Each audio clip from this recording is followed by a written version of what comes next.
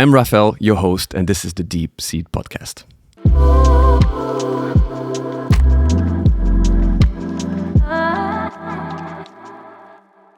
Today, I'm delighted to welcome Duncan Williamson, a global food system expert with specialist knowledge in sustainable diets and food security.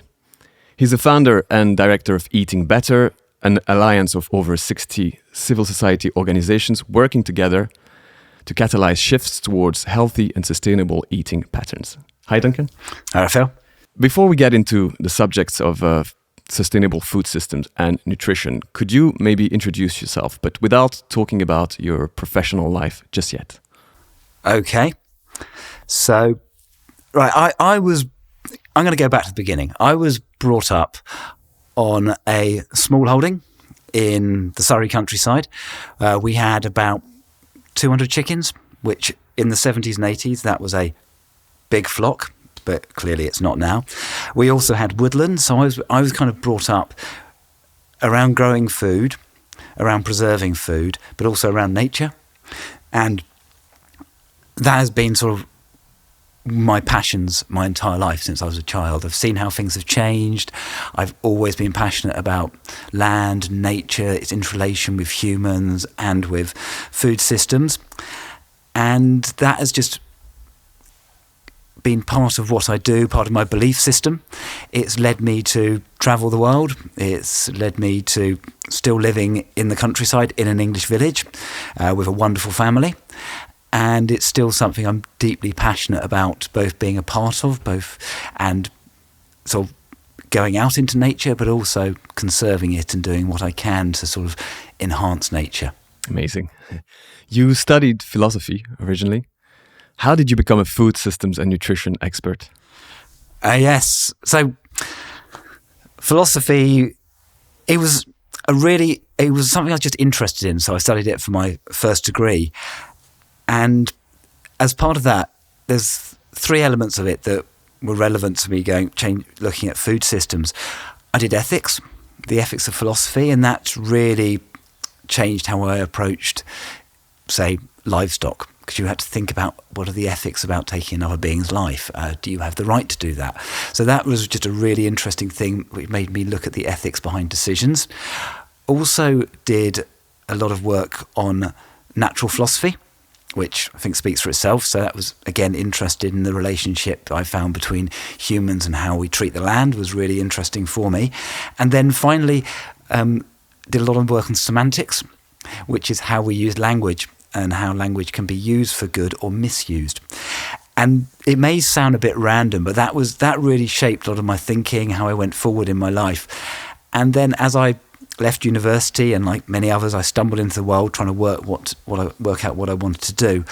I just sort of kept developing, coming back to food. Almost everything I did would revolve around, I found this amazing place to eat, or I went to Thailand and I learned to cook Thai food.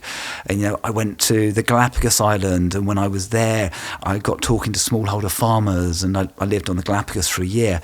And so everything I did kept coming back to nature and food, and it just seemed a natural progression in my life to just want to know more about it and what are good food systems. So you lived in the Galapagos Islands for a year. What were you doing there? Yeah, it was an amazing. I got an opportunity to set up an environmental education project with some schools, because the Galapagos Islands have about 40,000 people living on them as permanent settlers, fishermen, conservationists and everything like that. And I was invited out to set up an environmental education program for the secondary schools. And it was just an amazing year where you're writing it, and stories I could tell about some of the challenges involved, because, for example, the fishing community didn't like the fact that I was talking about the environment and overfishing and the impact that has on nature. But some of the other community didn't like the fact that I was also talking around fishermen and how that they could be part of the solution. So there's lots of interesting discussions on the island. But it was amazing because every day when I went up to where I was working, I got to walk past the same giant tortoise, which was just, yeah, I'm pretty sure giant he knew tortoise. me. Yeah. Right. That sounds just like a dream. Oh, it was fantastic. It was like, I'm sure it was the same giant tortoise every day. The tortoise was coming to say hello to you, yeah. Right? Yeah, could feel that you were there to help it. Exactly, yeah. Little nod of his head. Yeah.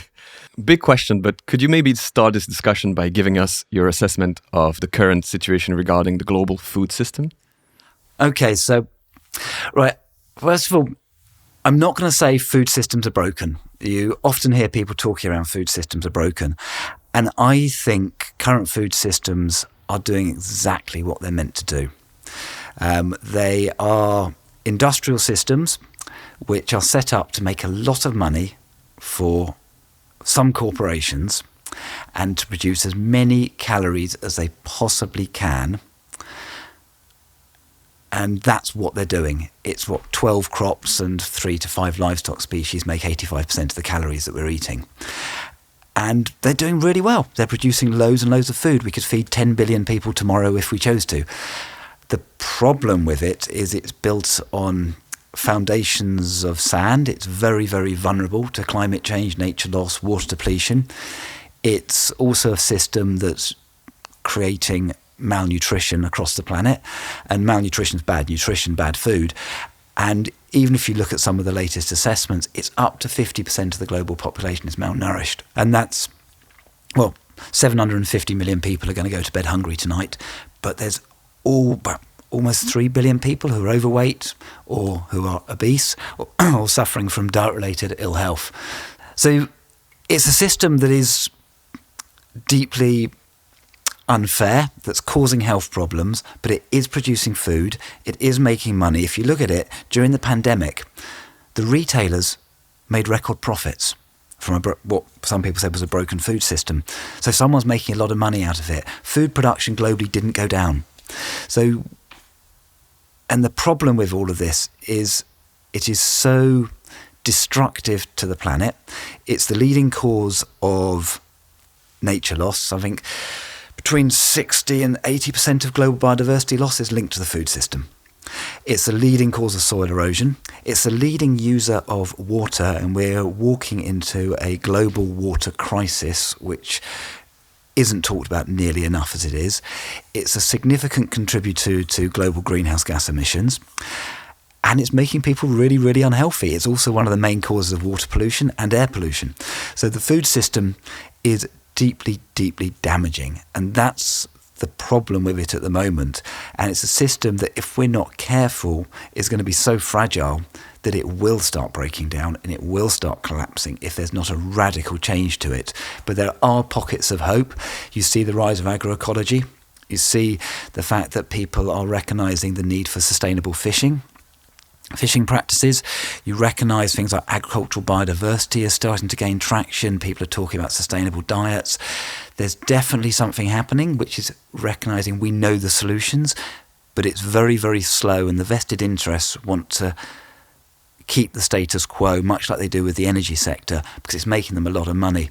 And the one thing I think it's important to mention as well when we talk about the food system is it's the second most subsidised system on the planet.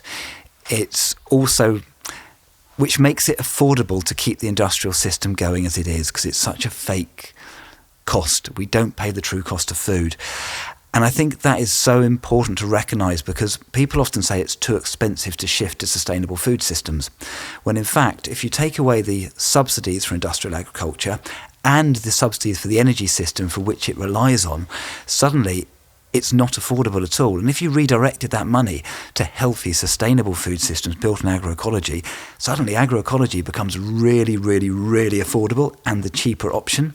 And that's before you take account of the fact that the current food system costs billions in healthcare. It's trillions in lost earnings for society and the wider social implications of this food system. It damages people's education. It does so many other impacts to it that it's built on a false economic model that relies on not taking account of the true costs of food, but it also relies on us as citizens to subsidise it, to prop it up, so money can go to shareholders, which seems massively immoral, as well as something that needs to change. And if you did change that, food system would become sustainable. Incredible. So what I'm hearing here is that you're saying the food system is not broken. It's like a machine that's working very efficiently. The problem maybe is that the software we're using in this machine is we need to change it. And in a way, your assessment is a little bit scary because you're pointing out that it's very damaging right now, and at the same time very encouraging because it sounds like there's a lot of opportunity there for changing it and for improving it and for actually having a positive impact on the planet. Yeah, I mean, that's the thing. For too long, a lot of my career has been around working with civil society, and even in my new role at Forum for the Future, where I'm the global lead on food system transformation. A lot of their messages has been around, everything is doom and gloom, we can't change it, look at the problems that are going on with it. And I don't think that's helped at all. And it's now like my work with Forum, we look for solutions to it. And there are so many solutions that are present, so many solutions that we know that can deliver a just and regenerative transformation to food systems globally. Mm-hmm. And it's creating the will, whether it's from corporates, whether it's from policymakers, to make that change. It's working with the people who can do it. And a lot of the people who can do it are the farmers and the fisherfolk who understand how to do things sustainably, but they respond to market forces. So there's lots of ways around it. And you look at it, there's different solutions in every location. And a lot of the solutions are not new. They're old solutions. We just need to embrace them. And you can do that. And if you look at the solutions, whether it's how you grow, how you eat, what you sell, there's so many ways through it. And most of them are really simple.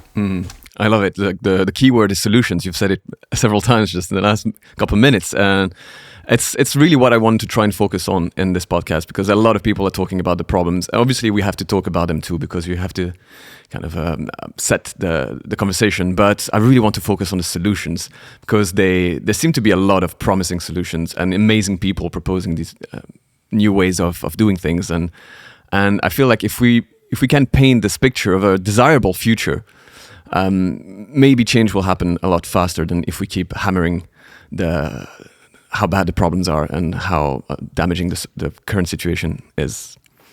You're an expert in sustainable diets, but what do we mean by sustainable diets? Okay, so sustainable diets, it's a relatively new concept. I mean, I can say that when I started working on sustainable diets, I was at WWF. It was 2009, and you could probably count the people working on sustainable diets on two hands, and we all knew each other. And it was very, very sort of interesting, because we're all looking at the same thing, recognizing that current diets from a health point of view were not meeting nutritional requirements, but we knew exactly what a nutritional diet should look like. And a diet from nutritional elements should be plant-based. And by that, I don't mean vegan. Plant-based was never meant to mean vegan. It was meant to be, you build your diets around plants and eating as many of those as you possibly can from as many colours as you possibly can. There's some wonderful examples of it. So you eat a healthy, nutritious diet is built around lots and lots of vegetables, a little bit of fruit, loads of nuts, beans, legumes. You also then have carbohydrates, ideally complex carbohydrates. Sweet potatoes, brown rice, whole grains, etc. And then you have a little bit of room for your protein. Unfortunately, most people eat far too much protein in the developed world, and they think they need to eat more. It's something that really frustrates me. But you have protein. It doesn't matter where it comes from. It really doesn't. It can be plant-based, animal. So nuts, beans, legumes, tofu, seitan, chicken, fish, whatever. But you have protein. And then you have room for a little bit of fun food, your potato chips, your cakes, your biscuits, all that sort of thing. And that's kind of what a healthy, nutritious diet should be. And if everyone ate that, it's not boring, it's deeply varied, we would be fine nutritionally. And what we looked at back in the day, both at WWF, but also at the FAO, the Brilla Foundation, and this was years before the EAT Foundation was talking about it, is that sustainable? Does that bring down carbon footprints in line with the targets that were available at the time, so pre-Paris? And we discovered that if everyone transitioned from current eating habits to the government recommended guidelines, that would bring down carbon emissions in line with carbon targets. So that was the initial definition of what a sustainable diet is eat what the government's already advising you to eat nutritionally. That has evolved over the years. But now we know if you want to meet the Paris targets of 1.5 degrees. If you want to have a varied diet, you want to make sure you're protecting nature, you can reduce your water impact as well. A sustainable diet is still very, very similar to that. It's built around plants, it's built around whole grains. You need to have carbohydrates. They're a wonderful type of food. We all need to eat them. And you need to have protein in that. But you need to eat far less livestock products than we are at the moment. It doesn't mean eating no livestock products. Clearly, it doesn't mean that. That doesn't work from a cultural perspective, doesn't work for many farmers, it doesn't always work from an environmental perspective. If you choose not to, that's your own choice. But a sustainable diet essentially is built around a variety of foods, mainly plants, as many colours as you possibly can have. And if you do that, you're stepping towards a sustainable diet. And that's all you really need to think about. Other elements, of course, you want to waste less food. It's stupid to waste food. It's actually a crime in many places. It should be a crime. Of course, we need to eat less livestock products. People eat too many. But first of all, just focus. Sustainable diet is eat more plants. Eat as many plants as you possibly can. I'm an advocate of the whole idea of eat 30 different plants a week. It's a fantastic campaign. Yeah. And yeah, you're nodding, so... Yeah, that's I think I heard Tim Spector talk about this concept of eating at least 30 different plants per week. I heard about this a few months ago, and I've been trying to do that. Initially, 30 different plants sounded like a lot. But when you count herbs and nuts and seeds and all of the different plants, you can get to these 30 different plants a week. And I feel like if you do that, you already have so many plants in your diet, then you don't have to worry too much about the rest. You already tick the biggest of boxes. Yeah, right. Exactly. Yeah, and that's the thing. That's why I love it. So it's herbs, it's spices, it's garlic, it's plants. Anything is plants. So I love that campaign, and it also ticks the box. I remember talking to a nutritionist up at the Rowett Centre in Aberdeen, Jenny McDermott, who's one of the pioneers of sustainable diets. And she drilled it into me that whatever you do on sustainable diets, the first step is have a colourful plate of food.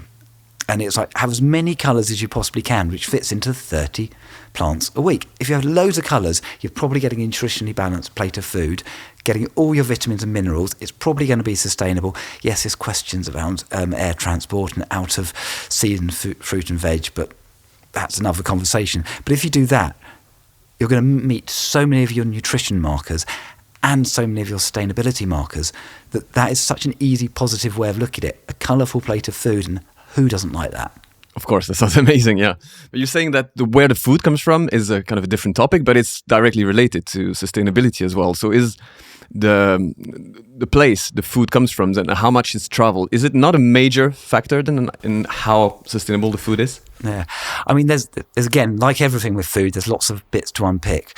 But first of all, one of the issues is there's no definition of local. Everyone has their own definition. And first of all, local is not a sustainability metric. Local is where it was produced. And an example, close to where we're recording, there's a farmer's market. And there's an industrial egg producer quite close to that farmer's market. But you go to that farmer's market and you can get a tray of eggs for about £5, so €5.50. And it's called local eggs, and he always sells out. They're from caged hens. Mm-hmm. So that to me is not sustainable, right? But it's local. So I think we've got to be careful with these labels we use. If it's local and seasonal, I will always go with it. I'm a big advocate for seasonal eating. But it's also recognising that at some seasons, if you lived in, like we're in England at the moment, you would only be eating swede and turnips and beetroot at the moment. You wouldn't really be getting any fruit or veg. You maybe get some slightly wrinkly apples and some slightly off pears, but you wouldn't be getting a great deal. But seasonally, if you go to Europe, it's the season of blood oranges. It's a great time to eat blood oranges. And it's probably better to eat those than other fruit that you might be having. So I think seasonality is more important.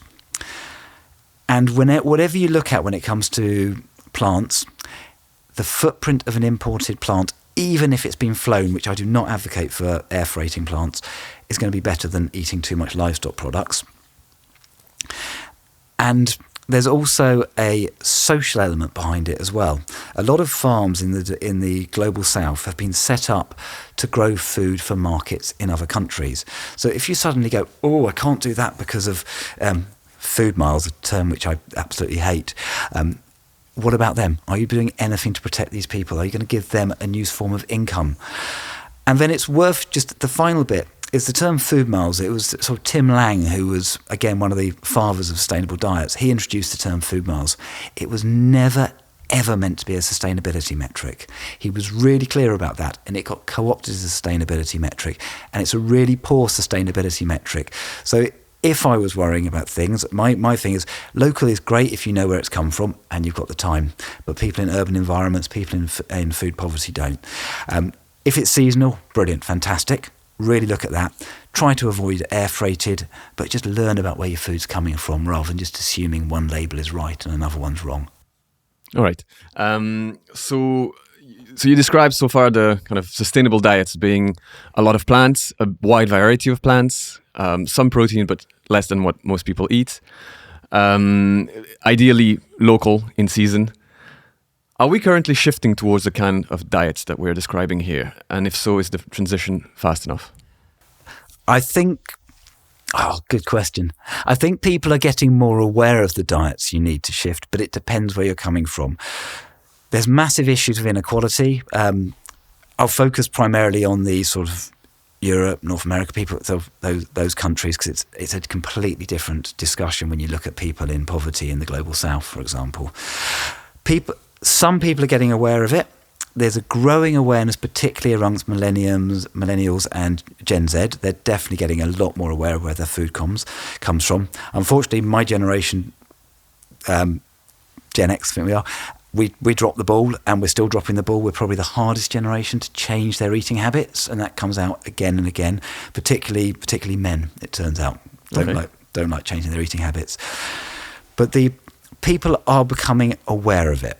They're looking at it. Some people are changing their diets. They may, in some cases, jumping to what I think are slightly false solutions, like plant-based meats, which have got issues behind them as well.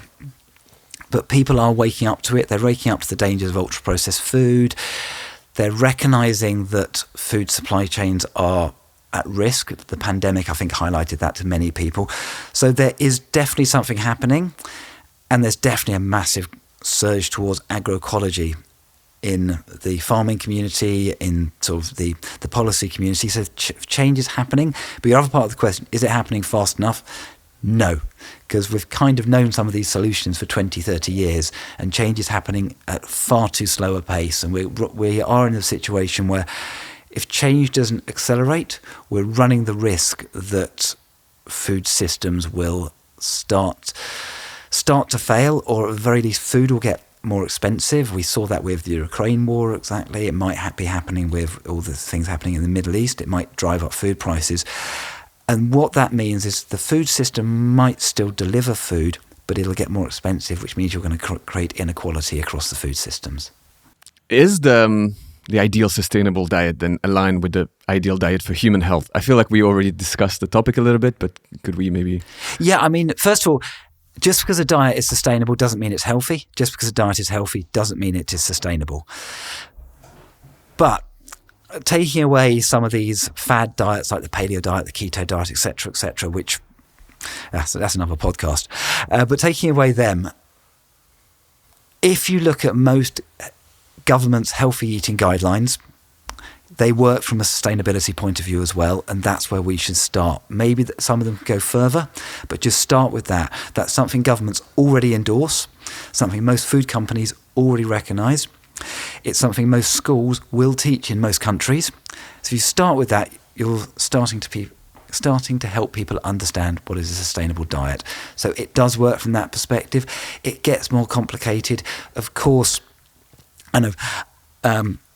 a woman in her 50s has different nutritional requirements to a child who is 13. Of course, there's differences there, but more or less you can make a sustainable diet that's nutritionally valid and healthy. So they do have so many overlaps that we can deliver them, and that's why it's a simpler solution. If you look at it, sustainable diet is a nationally advised diet, and that works. The official view of the IPCC, the UN, the EU, the UK, and pretty much every major organization is that we need to reduce the amount of animal protein we produce because of the heavy environmental impacts. But you also hear people, especially in the regenerative agriculture movement, and including some of the farmers that I've spoken to in this podcast, who say that animals are key to regenerating soil health and even sequestering carbon. What's your view on this? Okay. So I'll take the last part first. Animals are key to regenerating soil health. Yes. They don't have to be livestock.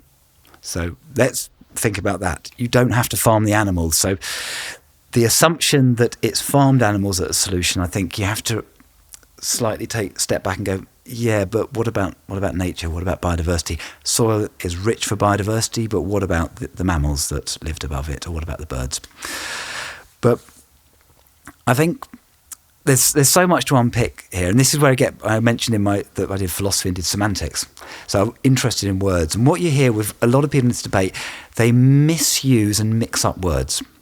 So these farmers you talk about, and I know some of them, they talk about, yes, but meat is really good. What they mean is beef and extensively reared regenerative beef.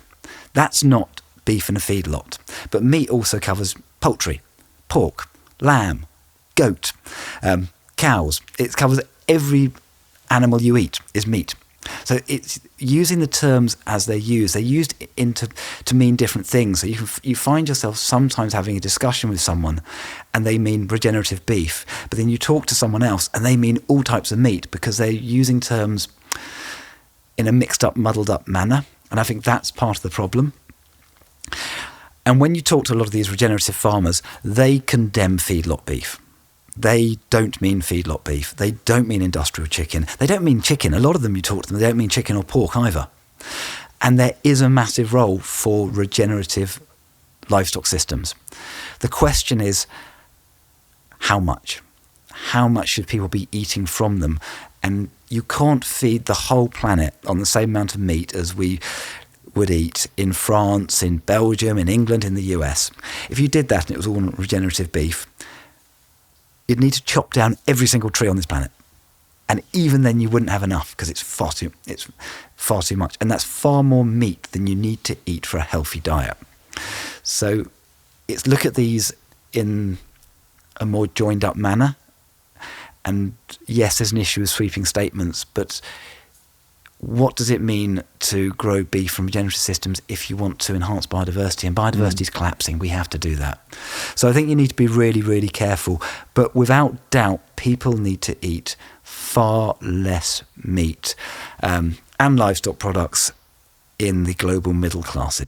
Right. So actually both environmentalists and regenerative farmers are right, and they can coexist in this system. We just need to maybe get rid of intensive farming, intensive animal agriculture, reduce the total amount of animal proteins that we produce, and transition everything that's left, and that's still probably tens of billions of animals, so that's a lot, to more regenerative systems, to systems where they're included into a complex, diverse farming system, and it can have a better impact on the biodiversity and on the health of the soil. Yeah, I mean, that's it in a nutshell. Yeah, that's exactly what we need to do. And I say, and if you did that, yes, it's awkward conversations. And just to get, and we need to get out of the tribalism nature of the debate, because it's almost like you say less meat. And I mean, I look at people like the Soil for Climate group in the US, they're really good, but you say less meat and straight away you're accused of being a vegan. And it's like, I've got no problem with vegans, but I'm not one.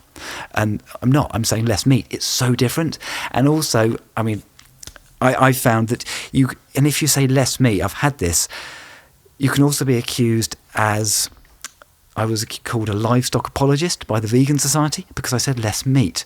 So it's a bit like you can be, for saying the same message, you get attacked. So you've got this horrible tribalism, and it's like, it's needless. We look at what you just said. We went to that solution. Most farmers are on board with it. Most people would be on board with it. It's culturally relevant. Mm-hmm. It's what we should be eating. So why is there such a debate over not doing it? We've just discussed how individuals can make a difference to both the environment and their personal health with their food choices. But let's be honest, everything is designed for people to fail. We are bombarded with advertisement telling us that unhealthy food are going to make us happier. we have supermarkets everywhere, and they're filled with unhealthy foods, as far as the eye can see. And you also shared a post on LinkedIn recently about a study that says that 89% of sales from the top 20 global food and beverage companies are classified as unhealthy. I'll just repeat that.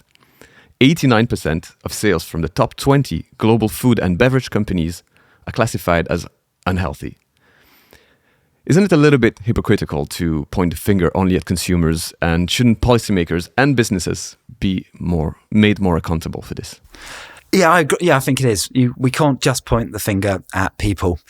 And I think people make choices based on what's available to them, what's affordable to them, and what your friends, your colleagues, what you see being eaten. And so there's that. And I think for too long, people are not being taught around food as like they used to be in school. They're not being taught to cook. They're not being taught where food comes from. So we've been slightly divorced from food.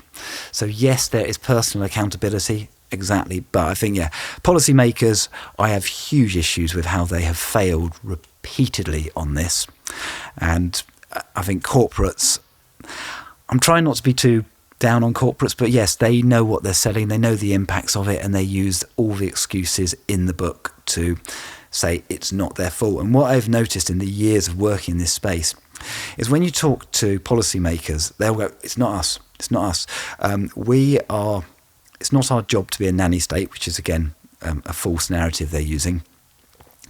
We are just there as the middlemen, and people are responsible for their own choices, and supermarkets are responsible for what they sell to people. It's not us. You talk to supermarkets and they'll go, or food companies, because it's all food companies, they go, it's not us. We don't tell people what to eat, and we don't put the regulations in place to decide what to sell to people. So it's not our fault. We're just responding to the environment. And people are like, well, we buy what we're sold. We buy what's supported. We assume the government has made decisions for us around what's safe and sustainable. So everyone is blaming every single other person for this. And it's really annoying when you know that there's clear accountability within this, but it's not people who should be accountable for their choices. It's the environment they're getting sold food in, the regulatory rules around it, which are driving them in a direction of unhealthy eating. How do we do that? How do we then make governments and companies more accountable? How do we kind of push them to make these decisions that are kind of against their own interests? Yeah, so I mean, I think the governments need to step up. Governments have failed repeatedly to do it. I mean, you look at whether it's the European Union, you look at America, you look at the UK, there's so much lobbying going on that governments are a bit scared around changing the regulations. But if you think about it, governments keep saying they can't tell people what to eat because of nanny state. And I've heard governments all across the world talk around nanny statism, which is like, it's people's free choice. And if you dare tell people what to eat, you're being a nanny. You can't do that. That's terrible. And the right-wing commentators are particularly big on this. But if you think about it, every single one of your food choices is decided by government. They decide where the subsidies go. Not me, not you, but government. They decide what they're taxing and what they're not taxing. Are they taxing healthy food? Are they taxing unhealthy food? What are they doing? They decide the planning environment, so where the retailers go, how many takeaway shops can be near a school. They decide what goes on your education, what they teach schools. They could choose to teach you cooking, but they might not. They could choose to teach you about growing fruit and vegetables, or about farming, or about, charcuterie, but they probably don't. So they choose your education curriculum. There's also public procurement. So whatever you eat in schools, in prisons, in jails, in army, whatever like that, the government is in charge of that. But they could make that sustainable, but they probably don't. They decide what can be advertised to you. They decide when it can be advertised to you. They decide almost every single one of your food decisions. What's your healthy eating advice comes from government. The good food plate, we were talking about healthy eating plates and guidance, comes from government. There's not a single food choice that you make that government isn't involved in. A study 2 years ago, said that 14 different government departments in the United Kingdom have a say in food choices, but they have no obligation to talk to each other, so they can give contradictory advice. So governments are already a nanny, they are a very bad nanny. They're a nanny who's left their children out in the cold. They don't care. So I'm saying, in fact, governments need to step up and become a good nanny, become Mary Poppins, because they have the strongest influence in what food systems can look like. And if they chose to use education, look at the subsidies, look at how taxes happen, look at public sector procurement, look at supporting people on lower incomes to have access to healthy food, looked at the advice they give through healthy diet advice, they could probably create the biggest, quickest transformation to accessible, healthy, sustainable food for all if they chose to, but they're not choosing to at the moment. Is it really just a choice from the government? Do they have a choice? Because businesses in this equation, they also use a lot of lobbying and they have a lot of power also in communication, and they can influence public opinion. So are politicians really free to make the choices that they know are best for the citizens, or are sometimes their hands tied by businesses? Yeah. So, I mean, I'm going to say yes and yes. So if you look at it, when politicians have to make hard decisions, so you look at the decisions they made over the pandemic, they can do it if they want to. If they want to. And I think so they do have power to do this when they want to. I just think they choose not to, sometimes through either a position of ignorance or a position of they've been influenced far too much. But I think we have to also recognise that businesses lobby far too much. The access business has to government is crazy. I mean, in the United Kingdom, the old Department for Environment, Food and Rural Affairs, the people who rented the building next to it was the National Farmers Union, who are famously mainly represent all farmers, but it's mainly cereal farmers and livestock farmers. And they literally had a door between the two. So they had ridiculous access. I've, again, worked for NGOs for years, and for every one meeting I could get with a minister, it was at least 20 meetings a food company could get with a minister. So the access is ridiculous. And then you look at the money that goes into lobbying, whether it's at COP28, at the European Parliament, the money is crazy. Not just direct lobbying from businesses, but they also lobby through coalitions, which they might give it another name, like the Food and Drink Federation, for example. So they lobby through that as well. And then they also lobby through things like think tanks. There's lots of think tanks out there. There's some amazing ones, but there's a lot of them which are set up by business who are not very clear about where the funding comes from, who give messages which could be anti-climate change, pro-business, whatever, but they give messages that they want to do, and then they hold events, they're well-funded, and that influences government decisions as well. So business has a huge responsibility to change, to sort itself out. And I think business doesn't always do that as well as it can. It does sometimes. There are some brilliant examples of it, but I think there's still a lot of bad apples out there. So just a thought, but wouldn't a better regulation of lobbying make a huge difference in accelerating the transition to more sustainable diets? Yeah, I think you either regulate lobbying or you make it more transparent, because it's not transparent where the funding comes from. And I think that would be probably the best thing to happen. And I do want to say there are some businesses which would call for that and support that. Fantastic, some amazingly businesses which are thought leaders in this, and they do what they should be doing. But if we had transparent rules, a register of lobbyists that were really clear, and of think tanks, and everyone had to talk about where their funding came from, that would probably change everything, because nothing could be hidden. It sounds quite easy to put in place, right? Why are we not doing this? Who has the power to do that? Politicians, right? Yeah. So it goes back to them as well, But I noticed that in the last 5 minutes of conversations, we've talked about businesses, we've talked about politicians, but indeed, we've not really pointed the finger at consumers. So it kind of tells me that naturally the big problem is not with the consumers, even though we have a choice. We have an opportunity to change our behaviors and our consumption, and I think that people should. But just an observation of the conversation that I thought was and I agree. I mean, of course people have a choice, and they can, if it's accessible, if it's affordable. And I think many people it's not, so they're stuck in the food environment they're stuck in. But I think people can do it, and they can take individual responsibility, but it's just not always possible. And you need to put the right, let's call it, market in place to enable people to make that choice. And at the moment, it's not in place. And that makes it so much harder that it only tends to be the slightly more well-off, people who are more interested in the subject, who are making that choice and making it in the right way, as opposed to the others. And there's also another bit on that.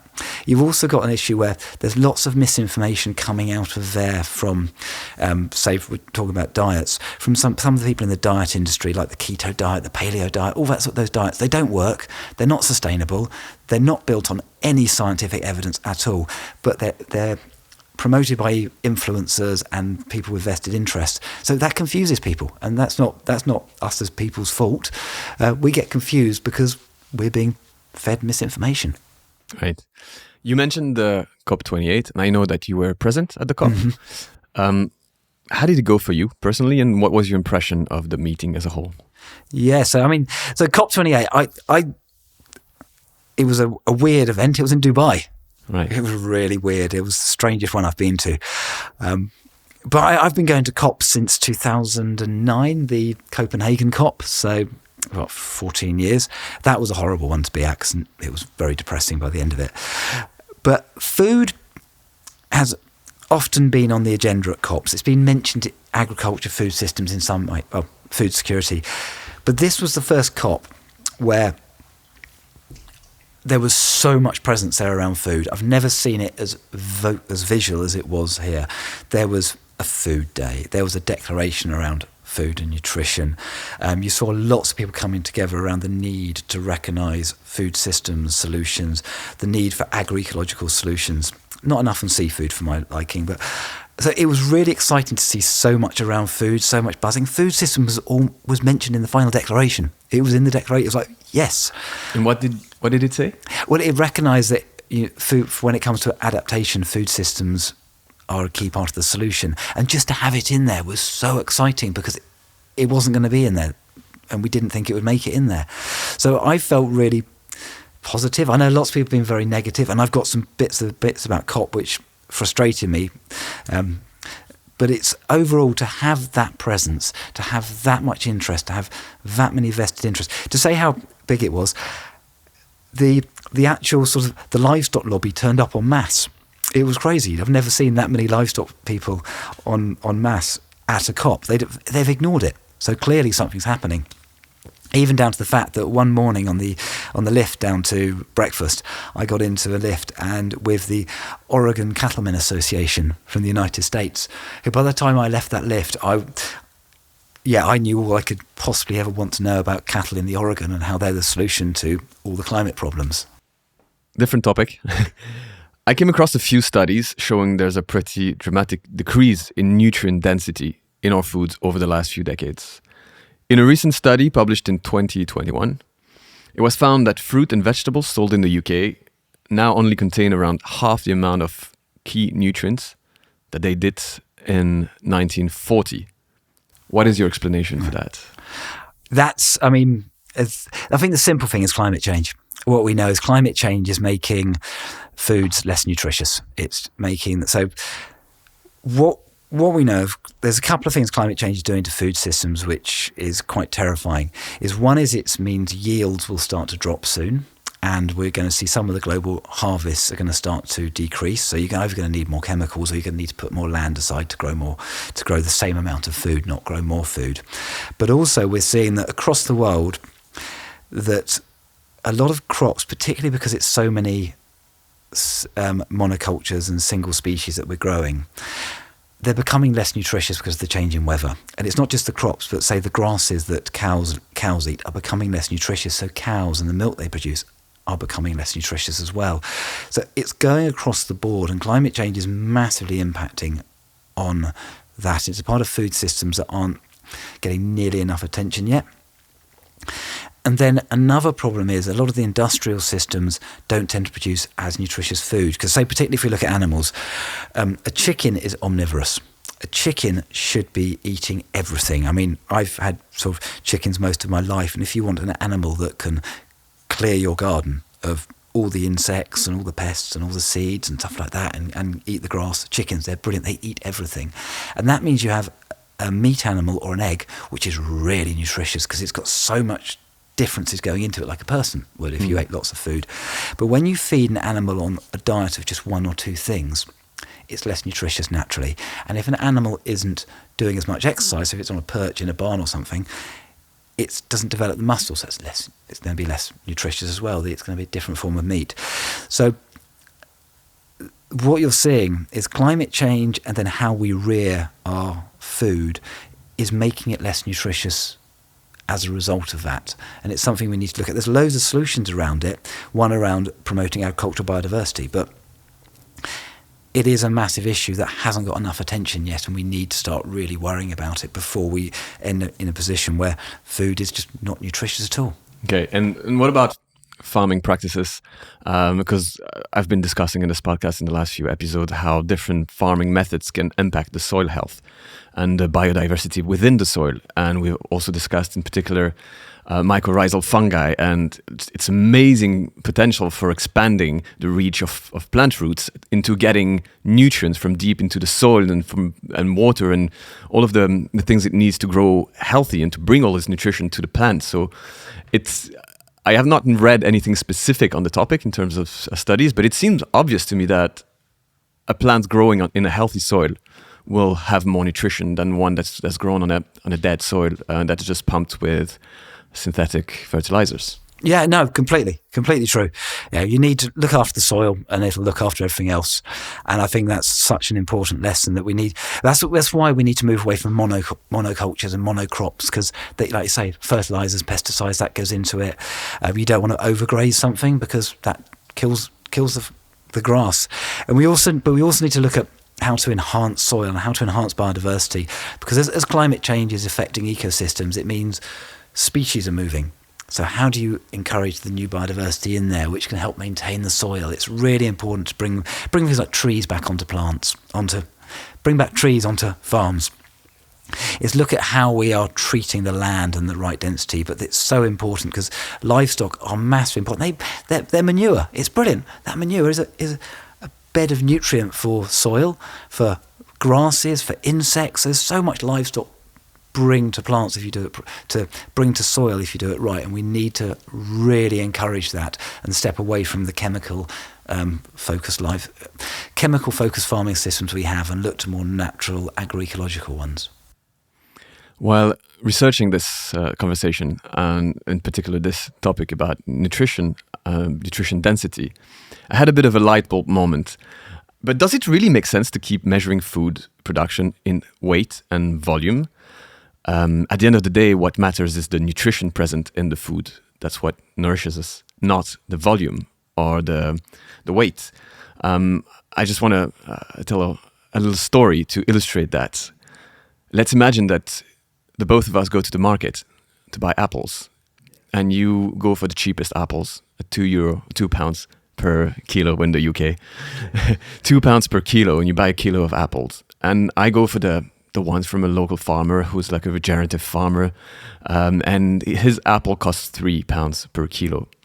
So if we just measure weights, we could conclude that your apples are cheaper than mine. But let's imagine that we both go to the lab after and we get the apples analyzed, and it turns out that there's twice as much key nutrition in my apples than in yours. So you would need to buy 2 kilos of apples just to have the same amount of nutrition that I have with my kilo. So that would cost you £4. So your apples are actually more expensive than mine, if we look at it that way. I mean, does that make sense? Yeah, I mean, that makes sense to me, because I was also going, then I've eaten twice the amount of apples, and that probably means I've got 2 to 3 times the amount of sugars as well. So I've done other impacts. It makes sense. Because it's a bit like the argument, I talked to this nutrition Jenny McDermott about it, is that calories are a really bad way of measuring food. It's similar, because calories tell you nothing other than the energy you're going to get from a food. And I could give you 2,000 calories of French fries and go, that's your calories for the day. And that is your calories for the day. Well, 2,500. That's your calories for the day. You've got no nutritional benefit from that at all, but you've got your calories. So that's kind of hit one goal, but it hasn't benefited anything else. Or I could give you a plate of, a massive plate of variety, apples, fruits, vegetables, beans, all of that, 2,000 calories. Might even be less food on the plate, but that'll hit your nutrition goals. So I think what you're saying about weight is equally valid.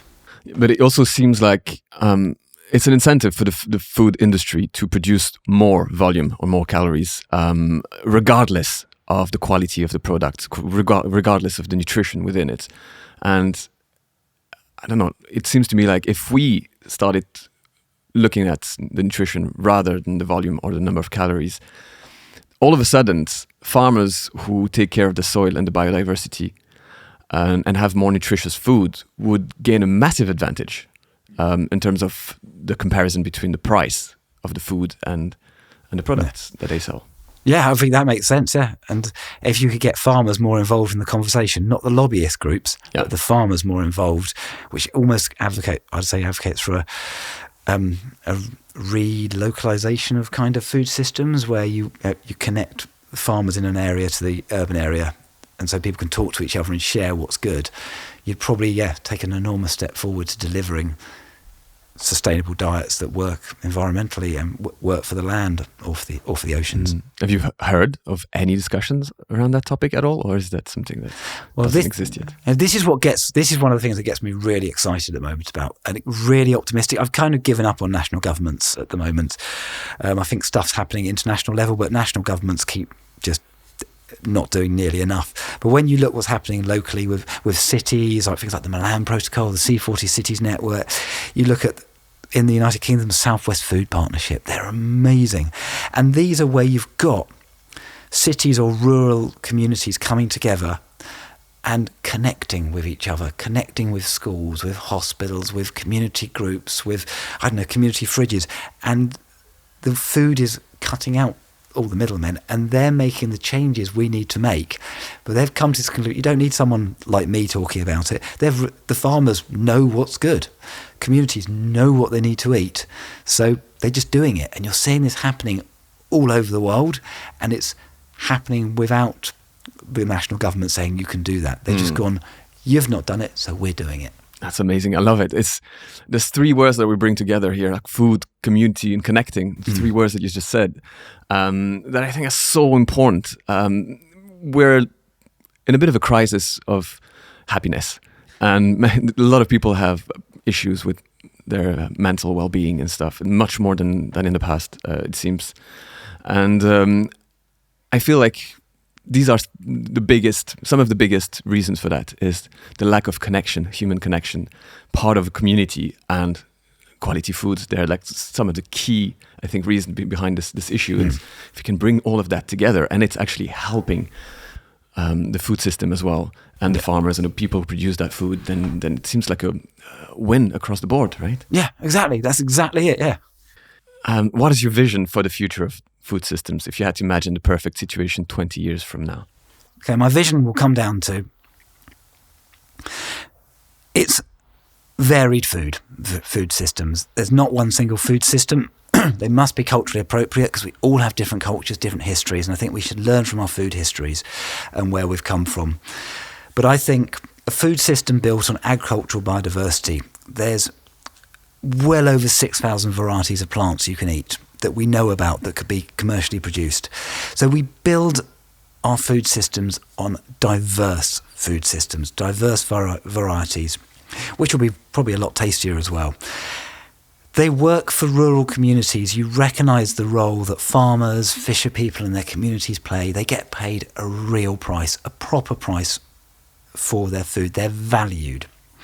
It is food that is accessible to everyone. It's not, we don't have like organics being eaten by the elites, that sort of thing. Everyone can eat good food at a price they can afford. That's why I envisage it for people, but it's a food system that leaves space for nature, which means we have no industrialisation. We get rid of the industrial livestock and the industrial crops. We don't need them. It's a food system built around agroecological principles, which every study I've read, which if you look at that, built around sustainable diets, will leave plenty of room for nature to thrive. And that is so important that we regenerate nature. We need the insects, we need the trees, we need the plants, we need the animals, the birds. We look at the poor reptiles, they're in such a state at the moment. We need them. This is a food system that will give us enough water as well, and we don't have enough water. So it's almost a relocalising the food system, built on agroecological principles, accessible to everyone. And if we did that, and we can do that. It's a system we can do. That's what we need to do. That's what we mean. And if we did that food system, I genuinely think if we fix the food system like that, we can fix every other environmental problem on the planet. But if we don't, we're not going to be able to fix the other environmental problems. Such a powerful statement. So what gives you the most hope for the future? What gives me the most hope for the future? The fact that we're having this conversation. 10 years ago, we wouldn't have had this conversation. And it's moved on so much since I've been working on it, from being a small group of people talking about it who were seen as the freaks slightly, who were anti-everything, people just didn't like us, to seeing so many people embracing it. There's been a greater recognition of the role of farmers and how farmers are part of it, and fisher folk are part of it as well. And that has moved on, and that gives me so much hope. And there is the growth of the agroecological movement. There is the recognition of sustainable diets. It's all there now. We've got all these solutions. We don't need to worry about these technological solutions.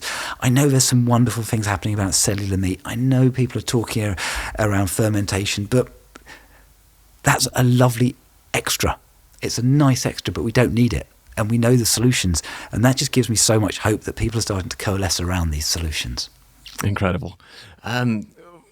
It's been a really actually fun and uplifting conversation for me, actually. And then I really hope that people listening had the same feeling. Before we conclude the conversation, I prepared a few kind of fun questions. Mm-hmm. So let's get into it. Cool. Let's do it. If you were stranded on a desert island and you could only have 3 foods with you, which would be nutritious enough to keep you healthy, which foods would you pick? Okay.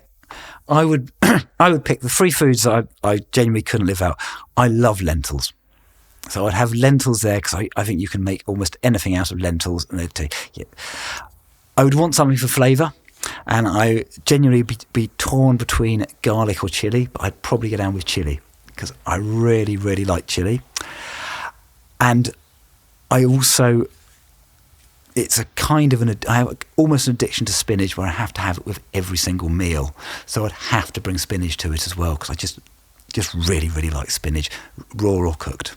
Amazing. Actually, on the way here in the drive with the crew that's here helping us to record and film everything, I was talking about nutrition, and I said there's one food that for me is like a hack food is lentils because they're so nutritious. Yeah. They're locally produced. We don't need to go halfway across the world to get them. Exactly. You can do so much with them. They're just amazing. A big source of protein and fiber and so many things. And yeah, love lentils as well. Oh, fantastic. And a lot of people I speak to, they don't care much for lentils because they say it's kind of a bit boring and not very tasty, but it's just a matter of cooking them right. And God, yeah. I feel like I have a challenge on my hand, and I'm going to come up with a recipe that combines lentils, chilies, and spinach, and make it delicious. Yeah. And then I will post it as maybe in the description of this podcast. Fantastic. When I post it. I'll tell you what, you do that and I'll give you feedback on it. I won't just eat it myself, but I'll feed it to my children. If they like it, we've got to win.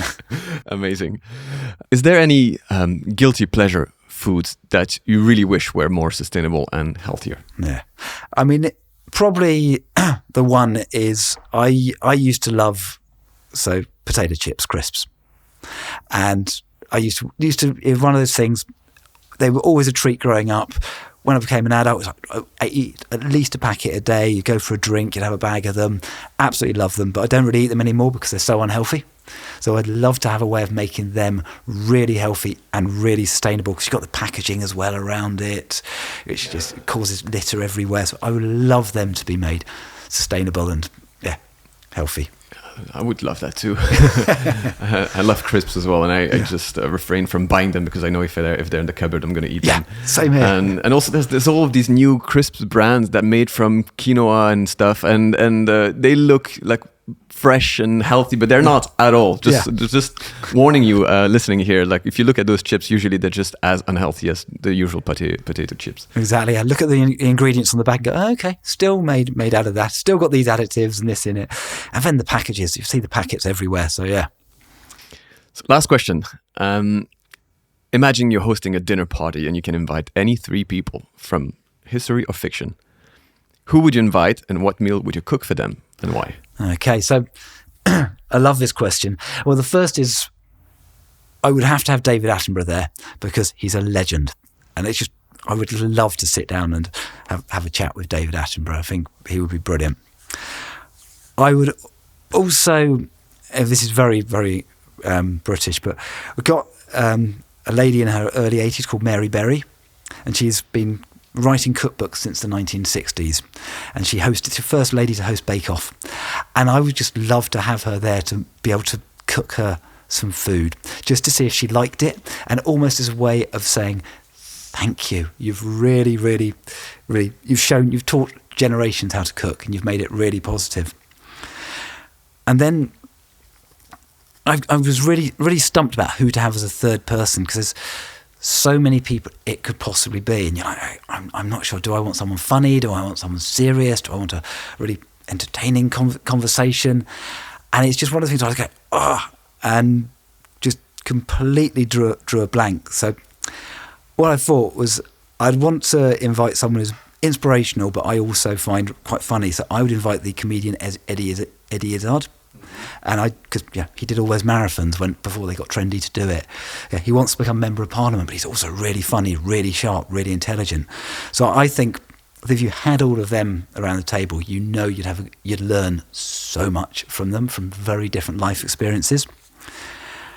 And then cook, it would have to be some kind of stew. And I was thinking about, do I go for a traditional stew, a European stew?